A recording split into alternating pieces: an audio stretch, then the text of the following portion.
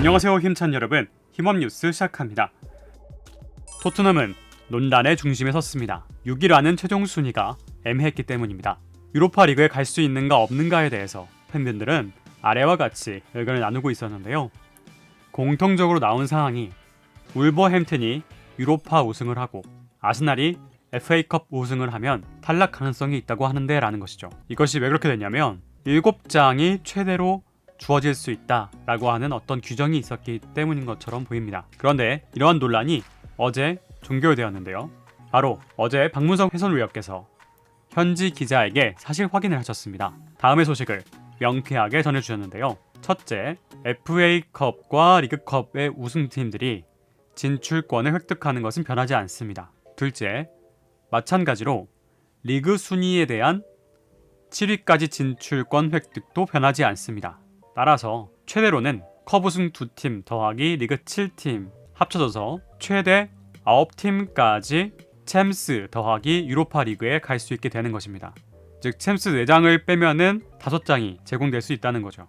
이번에는 컵 우승팀과 리그 7팀 안에 한 팀이 겹쳤기 때문에 최종적으로 최대 8팀까지 나갈 수 있게 된 것입니다. 해설위원께서는 챔스 더하기 유로파가 리그 7장 티켓을 고정하는 것이 룰이다 라고 생각하신 것으로 보여지는데요. 그런데 저는 이렇게 결정하는 규칙이 맞다고 봅니다. 왜냐면 매년 똑같이 노력을 했는데 형평성이 어긋날 수 있기 때문입니다. 만약 다른 요인으로 어떤 시즌에는 5위까지만 진출이 가능하고 어떤 때에는 7위까지만 진출이 가능하다 이러면 선수들과 팬분들이 혼란스러울 것이기 때문이죠.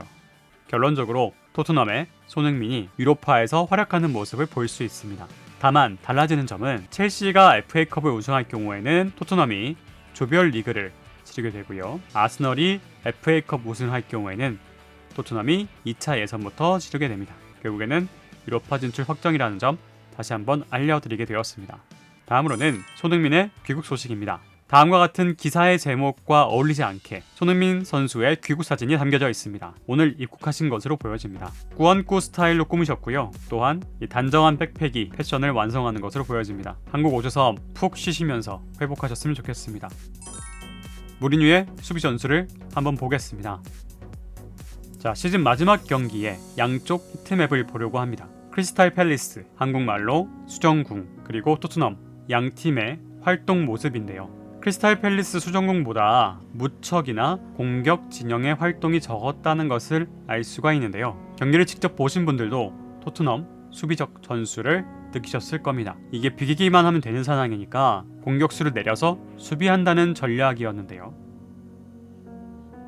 자, 이렇게 발췌한 것을 토트넘을 옮겨와서 보겠습니다. 그러고 나면은 이렇게 빨간 선으로 그은 데까지가 토트넘이 주로 활동한 곳이고 수정궁은 그 앞에까지 진출하는 것을 볼 수가 있어요. 즉 수비에 치중하다 보니까 페널티 박스 안에서는 굉장히 조금밖에 활동하지 못했다는 거죠. 자, 이러한 수비 전술은 비기기만 하면 되는 상황이니 당연한 것처럼 보이지만 상대편의 입장에선 너무 대응하기가 쉽습니다. 왜냐하면 빠른 손흥민 선수가 역습 라인에 있지 못하니 편하게 공격에 집중할 수가 있습니다. 수비 라인도 올릴 수 있습니다. 여기 보시면 수비 라인이 굉장히 많이 올라가 있죠. 이 뒤쪽으로 내려가 있는 토트넘과 비교해봤을 때 그렇습니다. 이처럼 공격을 잘하는 팀이 수비에만 집중하게 될 때에 14위라고 하는 중하위권의 팀과도 비기게 되는 것입니다. 손흥민 선수의 히트맵을 한번 살펴보겠습니다. 오른쪽에 있는데요. 이렇게 넓게 활동을 했습니다. 그리고 굉장히 페널티 박스 앞쪽까지 갔다가 마치 중앙 수비수 바로 앞에까지 수비하러 내려가는 모습을 볼 수가 있는데요. 보시면 페널티 박스 안쪽엔 아예 활동이 거의 없다시피 합니다. 상대적으로 이 상대팀의 미드필더만큼이나 공격을 못하고 있었습니다. 오히려 공격 진영에 여기가 파란 부분이 보이는 것을 볼 수가 있는데 상대편의 왼쪽 미드필더가 더 공격적이었다고 볼 수도 있겠네요. 여기는 더 희미하거든요. 자, 이처럼 공격수인데 수비에 끝까지 와 참여해라, 이런 것은 정말 체력을 갈아 넣는 수비 전술입니다. 분명 점유율은 52.8%로 비등하거나 조금 더 높은 결과를 보였지만 슛이 거의 절반입니다. 그리고 터치가 엄청 많았죠. 즉 수비 진영에서 돌렸다는 얘기입니다. 태클이 더 많았고 걷어내기도 17개, 6개나 더 많았습니다. 코너킥도 5개나 더 많이 허용했죠. 얼마나 수비적이었는지 알 수 있는 상황입니다.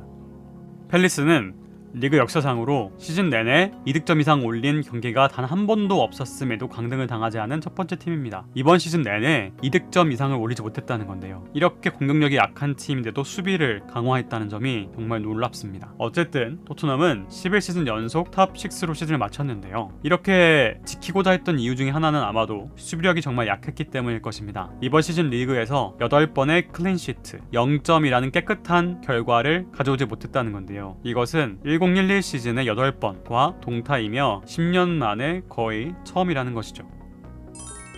다음으로 손흥민의 인종차별 이야기가 나오게 되었는데요. 자, 이번 경기는 분명 그런 전술적 변화 때문인지 모르겠지만 손흥민 선수가 충분히 좋지 못하다라는 다음과 같은 평가가 있었습니다. 혹은 손흥민이 아파 보인다 이런 글도 있었습니다.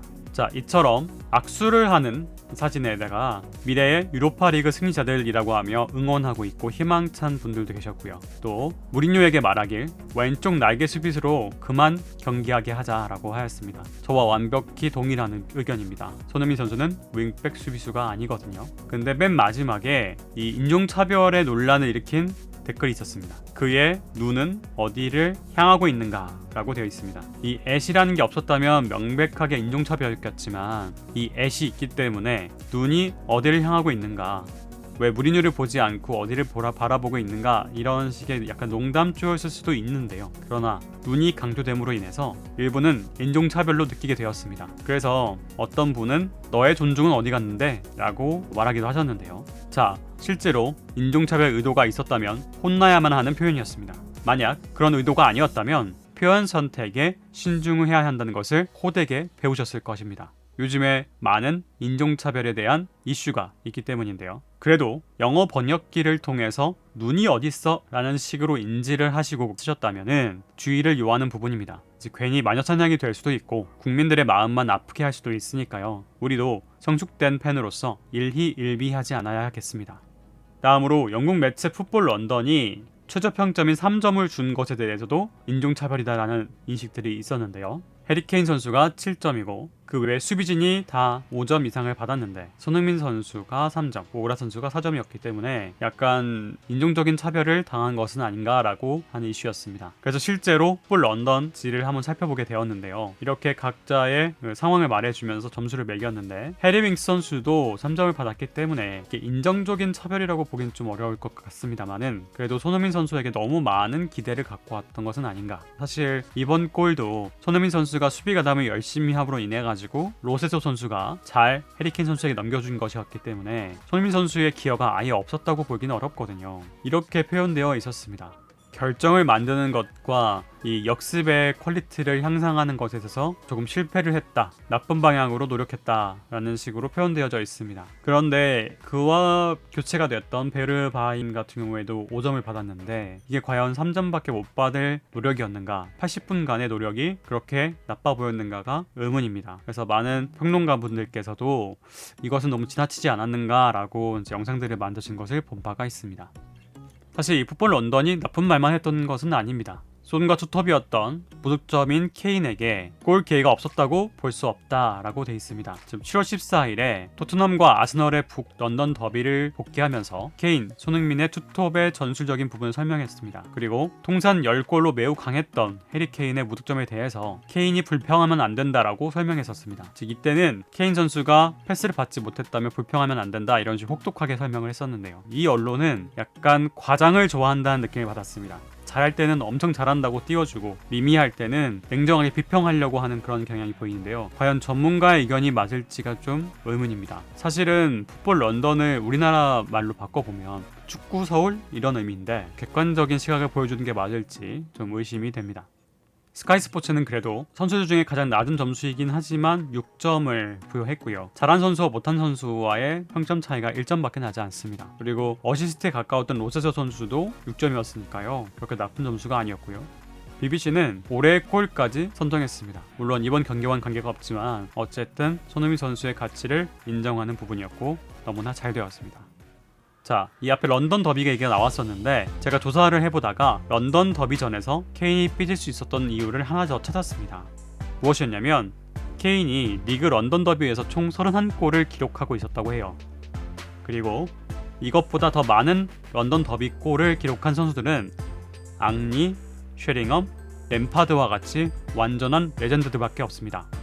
즉, 골을 하나만 더 넣으면 램파드라는 기라성과 같은 레전드와 어깨를 나란히 할 수 있게 되고, 이것을 만약 한 시즌 더 쌓아가게 되면은 앙리에 다가갈 수 있지 않을까, 이런 기대를 했던 것은 아닌가, 이렇게 생각이 됩니다. 손흥민 선수가 마지막 인사를 건넸는데요. 바로 축구대장 곽지혁이라고 하는 채널이 있습니다. 곽지혁님께서 유럽 현지에서 토트넘 선수들과 손흥민 선수가 퇴근하는 모습을 찍어서 보여주셨는데요.